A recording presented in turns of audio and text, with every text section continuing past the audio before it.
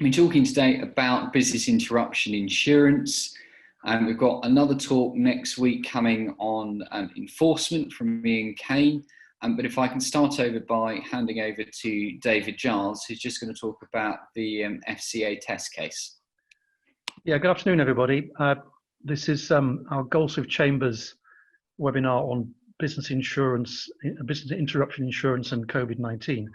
And by coincidence, I think it's pure coincidence, today in the High Court is being held the first CMC case management conference in the test case brought by the FCA against a number of insurers who have agreed to be parties to the test case under an agreement they made with the FCA on the 31st of May 2020. And call me a nerd, but I've been watching on live streaming the CMC in the proceedings, and I have to say it's been extremely interesting and also entertaining to watch a number of very senior commercial silks beat each other up over the course of the morning and the afternoon. I'll just say a couple of things that I picked up from the CMC, from my watching of the CMC. First of all, it looks very likely that whatever the outcome of the expedited trial in July, whoever loses will appeal, and they may very well try to appeal direct to the Supreme Court, a leapfrog appeal. So although the July trial, when judgment's handed down, of course, because that won't be straight away, will be useful, it's not going to be the final word, because, as I say, it's likely that unless they come to some settlement, it'll go on. The other important or interesting development from the CMC relates to the parameters of the trial that will take place in July, the expedited trial, that is.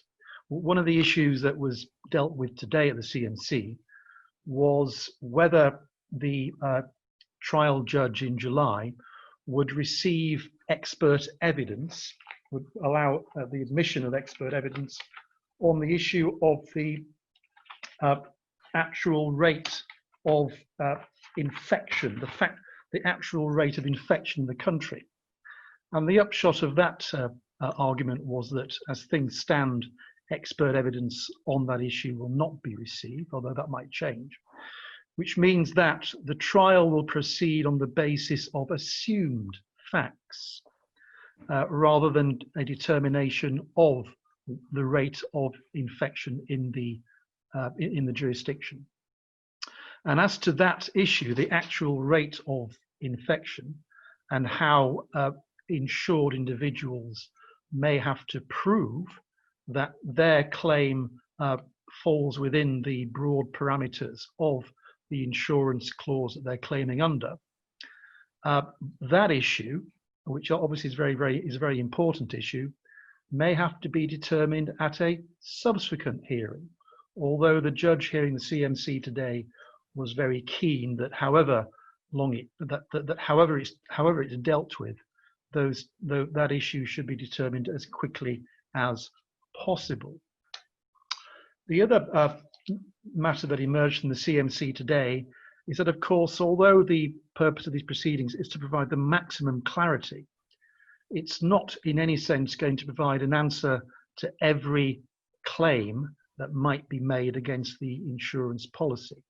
There are any number of legal issues and factual issues which might come up in individual claims that were not in fact covered by the decision in the test case. And therefore the test case is not going to be a silver bullet or general panacea to understanding whether or not a client's claim will succeed or not, although they will try, as they say in their agreement, very hard to provide the maximum clarity to the maximum number of possible claimants. So there'll be another CMC coming up, as I understand it, later on this month or early next month, when the issue of expert evidence will be revisited. And I'll be watching that as well, but very keenly, to see how that issue how the argument develops. And then we'll also know more clearly then what actual form the expedited trial will take in terms of whether that issue is going to be included or not. At the moment, it looks like it probably won't be. So it's a very, very interesting piece of litigation, and one that I'll be following very closely. So with that introduction, I'd like to hand matters back to my colleague Oliver, who has done the overwhelming amount of work in preparing this seminar for presentation this afternoon. So I'll hand you back now to my colleague Oliver. Thank you, Oliver. Thank you, David. So I think really, as David's outlined there, for any insurance claim or any debate about whether somebody's covered under their insurance, there's going to be two issues, factual terms of the insurance. Given that a lot of insurers use fairly similar language and standard terms, a lot of this we think will probably be settled under the FCA case, because of course a lot of this was drafted without COVID in mind. So exactly what some of these terms means is quite unclear. But then beyond that is going to be a question whether the facts in a specific case, whether that particular business comes under the coverage of that particular term and to what extent. And it's likely that once the FCA case is decided, this is where the focus is going to end up in subsequent cases. We're going to have a look at some of the key issues in relation to interpretation of terms, just go back over some of the key points when interpreting insurance contracts, a little bit of discussion of some of the key themes and key issues in the FCA case. But we're then going to hopefully give you a look at some of the key evidential questions that clients are likely to face, and a bit of a sort of checklist or some guidance as to advising clients or indeed any business, including solicitors, about preparing for a claim, including questions of proving causation. So firstly, issues of interpretation. Well, firstly, standard point that it's standard rules of contractual interpretation. So the wording of a contract is to be construed objectively. The intention of the insurance provider or the reason why policy is worded a particular way is going to be irrelevant. That is worth thinking about here because, of course, none of these policies or none of these terms that people are going to be arguing about were drafted with COVID in mind. Nobody really saw this coming in any substantial way. But some key questions which we're going to try and cover for you. What does damage mean? What amounts to prevention, denial, or hindrance of access or inability to lose the premises? So what amounts of disruption amounts to interruption? And is there a meaningful distinction between restrictions caused by a local disease occurrence and nationwide steps taken pursuant to the COVID-19 pandemic? But first of all, just some general points of interpretation. Some of these are fairly standard, some are quite useful. Words will be given their ordinary meaning, but will be understood in the context of the contract. If words are defined in the contract, that definition, however, will prevail. Then these three, which I think are probably the most useful points here. If the words are ambiguous, they will be construed contra profiternum, so that any reasonable ambiguity in the wording will be construed in favour of the insured. The contract will be construed in accordance with sound commercial principles and good business sense, and the contract will be construed in line with the purpose of the insurance contract. But what that means is, accordingly, policy exclusions will be interpreted narrowly and insuring clauses widely. Really what those last 3 points come down to is that where there is uncertainty, it should be clear from the contract as to what the person buying the insurance is covered for. Where there is uncertainty, that will largely be construed against the insurer, not the insuree. The insuree ought to have certainty as to what they're covered for from the words. Where there isn't, that'll be held against the insurance company. Firstly, question of damage. Quite a common term in business insurance that you'll be covered for damage to your premises. Well, we're really there talking about fire or flood or vandalism, something like that is what that was really drafted in consideration of. But of course, COVID-19 is unlikely to have actually caused physical damage to a business premises. So if you're covered for damage, is there anything there that's going to assist you? Well, possibly, certainly in a limited sense. In that courts have previously held that under the term loss, destruction or damage due to contamination, the cost of cleaning or decontaminated property was recoverable. That's on Tanku stainless steel. In that case, accidentally, radioactive material had made its way into a smelter and causing it to be radioactively contaminated. Although that didn't cause any damage, there was no repair required, it needed to be decontaminated. And the court said, yes, that was covered under the insurance term. And similarly, damage can be temporary or such that property in question, here a ship, had to be washed by a specialist cleaner before it could be put into a usable condition. And that's Bosunka, Plovidba, and Transco Overseas. So there, the company was carrying, the boat was carrying acid, the containers leaked. Again, no actual damage in sort of usual terms to the ship. It had to be cleaned, had to be decontaminated again before it could be used.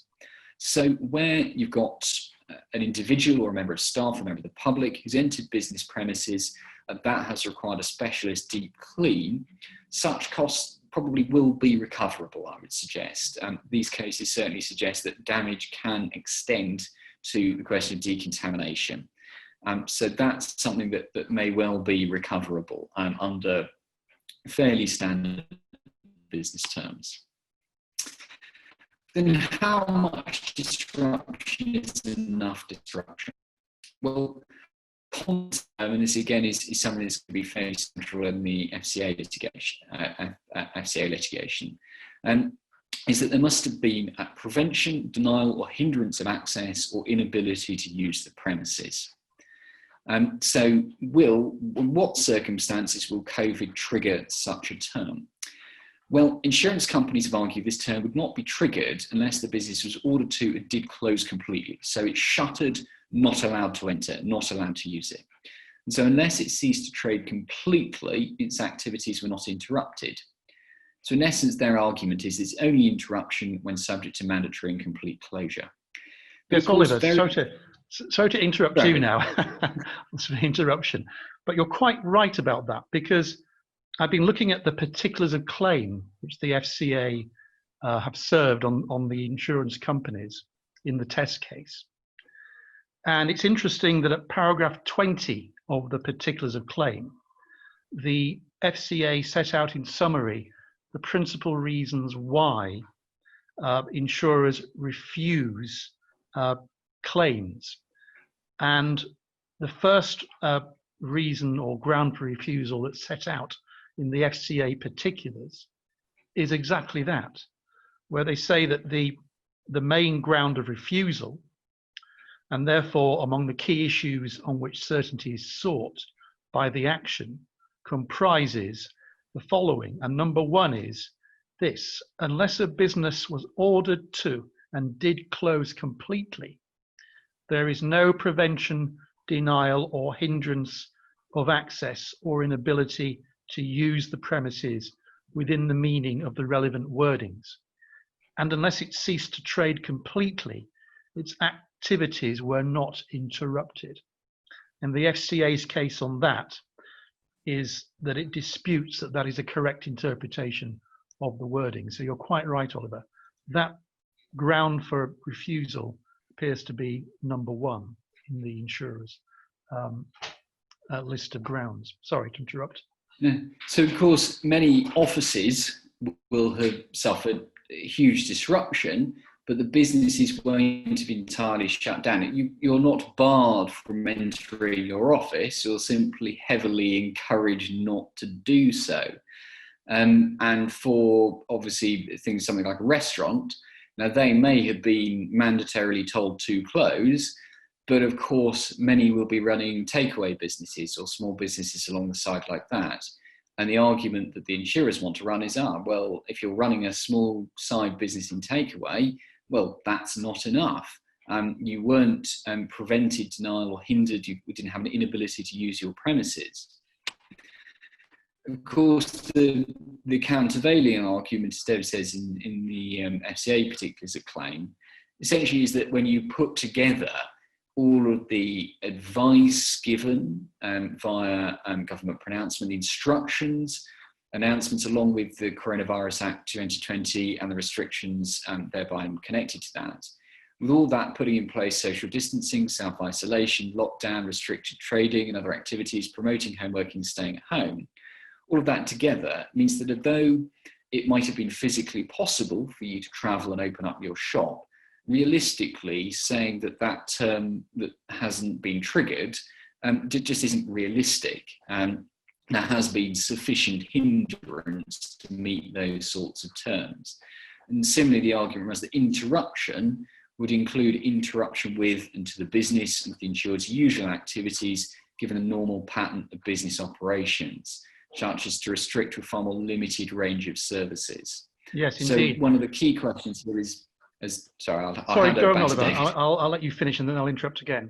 It simply is coming to this question of how much disruption is enough disruption. The insurance companies want to keep it very low. The FSA and businesses are going to want to say that a little bit of disruption is going to be sufficient.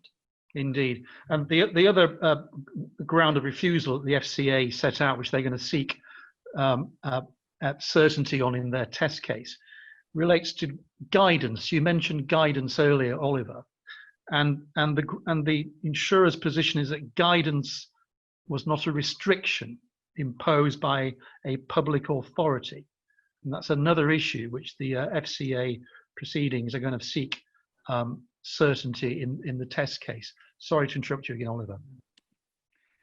So another, and it's something David touched on earlier, and I think this is a really interesting discussion, is this local versus national. Now, if you've got business interruption insurance and that covers, they may well say something about disease in it, but that most of, or a lot of those sorts of policies cover local issues. So if you've got an outbreak of salmonella locally and the local authority puts in place restrictions to prevent its spread, you can have this for various different things. I'm just pulling an example. And your business suffers as a result, then you're covered by insurance. The argument here is that insurance companies are saying that interference or disruption or loss did not follow or result from, or not solely or directly, I'm just taking quotes from insurance policies, caused by the necessary local disease occurrence or danger, but instead caused by an area-wide pandemic. So where you've got a policy that is intended to deal with local disease outbreak causing issues, that isn't designed to deal with, or essentially explicitly excludes a health outbreak the next town over, then what they want to argue is that, well, unless you can show this is linked to something locally, you don't have any coverage. There is no coverage for a national pandemic issue. So, and this feeds into the evidential point that David was talking about. There are really two approaches of disputing this. One is to look at actual and predicted occurrences of COVID-19, the Cambridge prediction data, and to argue that although it may be a national issue, there are enough local cases or enough predicted local cases that for the vast majority of individual businesses, this isn't really an issue. There are enough cases locally that they would fall under this criteria. The second is to argue that realistically it's impossible to separate out these two issues. And that's more on the line to argue that although there may not have been any cases in my town, there were cases in the town next door. And if the restrictions national were not put in place, so these global restrictions of doing things, this would have become a local health issue which would have required local ordinances and so forth, steps to be taken. So the argument there is that it is artificial, in the case of a national pandemic, to try and separate out, for the purposes of this insurance coverage, those two issues. Because all it really means is we put these things in step place nationally to prevent it being necessary locally. So it shouldn't prevent that insurance coverage. One of the other issues, and again, it is something that's going to be in the FCA case, but is useful to discuss, I think, as well. And it's going to come up repeatedly, is causation. So what measure is your business being judged against in terms of your recovery? And that's what is the appropriate counterfactual. And again, this links somewhat to the national versus local point, because this is drafted in anticipation of a local health issue. So you might argue that, let's say COVID-19 was restricted to my town.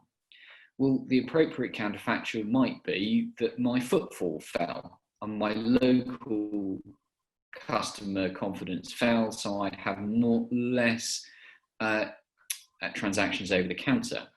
But of course, if it hadn't been national, then my online business, my orders would have been working as normal. That would have been fine. But of course, that's not what happened. So where exactly do we draw the line? Is the appropriate counterfactual that business closure orders were not made, but social distancing, travel restrictions, and drop of consumer confidence still happened, because those things aren't necessarily linked together? So what is your appropriate counterfactual? It's quite difficult, and it's going to come down to a very careful look at some of the policy language here. And of course, is equally going to flow from the interpretation of some of these local restriction clauses as well. So a lot of this flows downstream from that issue.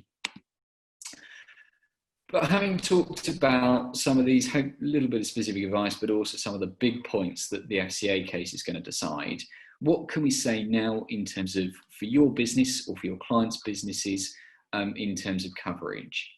Well, I can't, and I'm not going to try to give advice on the specifics of insurance policy and coverage in something like this. There's just too many variables. But having said that, the scenario, as outlined earlier, that you're most likely to be covered are the costs involved in a professional deep clean due to the presence of somebody testing positive for COVID-19. As David said, the FCA test case is likely to be in the second half of July. So I would advise holding off the making of ombudsman claims or bringing litigation until that's decided. And there is greater certainty, because the FCA case is going to determine how you want to put your claim, potentially who you're going to have to bring some of this against. So largely speaking, a little bit of hurry up and wait there. Having said that, if a client believes that they may have a claim, they need to notify the insurance company of that fact as soon as possible to avoid technical coverage points being taken, even where, and that's almost inevitable in these cases, whether they actually have a claim and the extent of that loss is unclear. So you need to notify now, even if there is still a huge amount of uncertainty. What other practical points can be taken at this stage? Well, this is what I hope is a bit of a checklist in terms of evidence gathering. So firstly, and I think frankly probably the most important document, would be a clear and detailed chronology against what you did and what the government said, because you're going to need to show how you responded to what the government was put in place in terms of guidance, advice, and legal decisions and legislation, detailing what you did, what the impact was, and supported where you can by contemporaneous evidence. So if you've got the causation point, isn't it, Oliver? Yes, it's the causation issue. Exactly. The factual evidence, hopefully, depending upon the outcome of the FCA case, to establish causation, depending upon the outcome of the case, of course. Yes, because the FCA case is likely to emphasise particular points or particular decisions. And if you've got a clear timeline about what you did in response to those, that's going to be pretty solid evidence for you. Alongside of that, a consideration of what steps you've taken to mitigate loss, and equally important, why you didn't do certain things.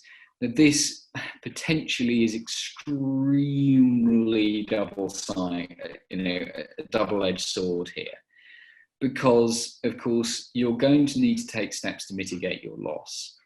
And the restrictions on business operations and so forth are not absolute. There are limitations. You can work from home, you can do your online businesses.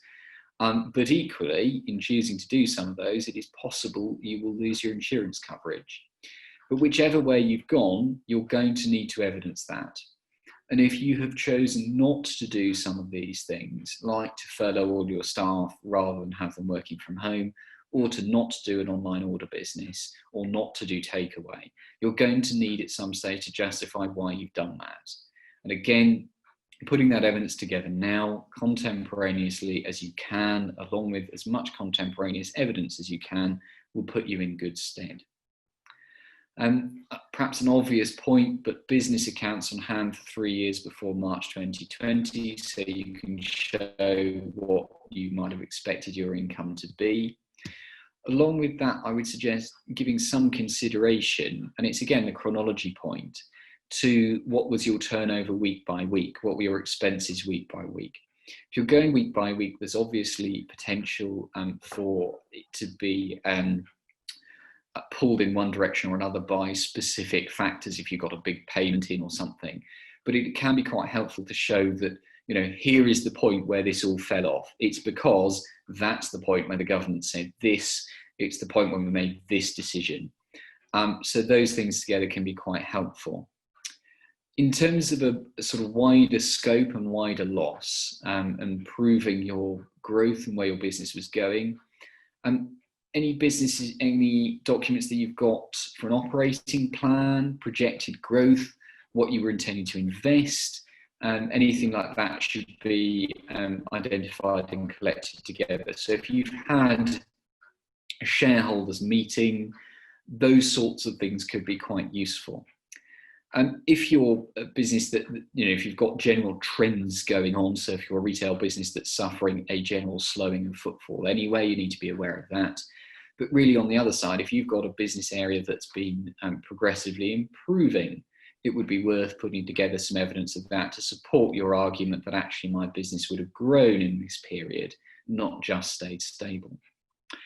Equally, if you've got a business that's highly dependent on particular pieces of work or projects, evidence about that to say that but for COVID-19, we would have won this particular piece of work, we would have had this building project to do, anything like that. Putting together that evidence is likely to assist you. Getting into slightly tricky evidential areas here, but if you have had something where you're in advanced discussions, you hadn't actually quite signed a contract, but you had very advanced discussions going on, you're nearly there, this breaks and suddenly it all falls over. If you've got a situation like that, it's going to be worth trying to make sure you can evidence it. Going to be difficult because how much do you have in writing?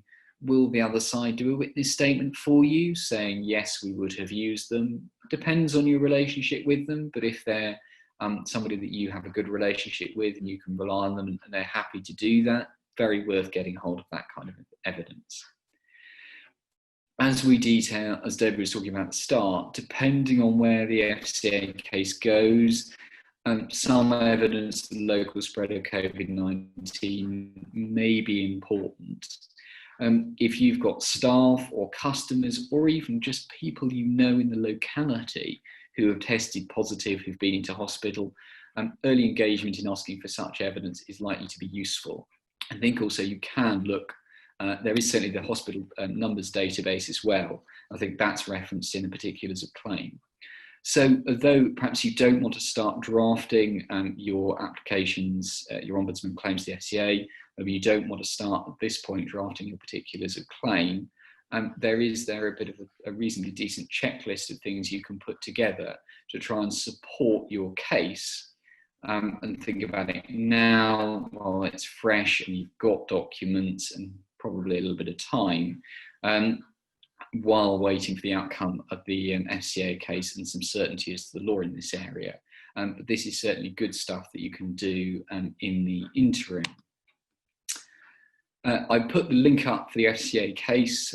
There is the link in terms of, David's been talking about the evidential stuff, the attempts to use the Cambridge prediction data is referenced in there, so worth having a look at if you've got issues along those lines, if anybody wants to follow the litigation. But we're hoping to do another webinar probably after the first case, first trial towards the end of July, and have a bit of discussion about how it's reached at that point and what the impact that's likely to be. As David says, it's likely not to end after that, but at least we'll get some idea of the direction of travel and how some of the issues we've been flagging here have actually been dealt with. I hope that's been useful. I can't see any questions popping up at the moment, but if there are any, please do let us know, and we'll try and assist at this stage. Obviously, it's very difficult to give advice about specific cases at this point, but I hope, particularly with the damage point, we've highlighted one area where it looks likely to be recovery possible and the sorts of things you need to be thinking about going forward. The webinar's being recorded and the slides in the webinar will go up online in a couple of days. And of course, if anybody does have any specific questions that they would like some advice on, of either in terms of their own policy or in terms of clients' policies, then please do contact our clerks, Ben Cressy, Alice Martin. The phone number is up on there as well. As I said, next week in Kane, we'll be talking about enforcement.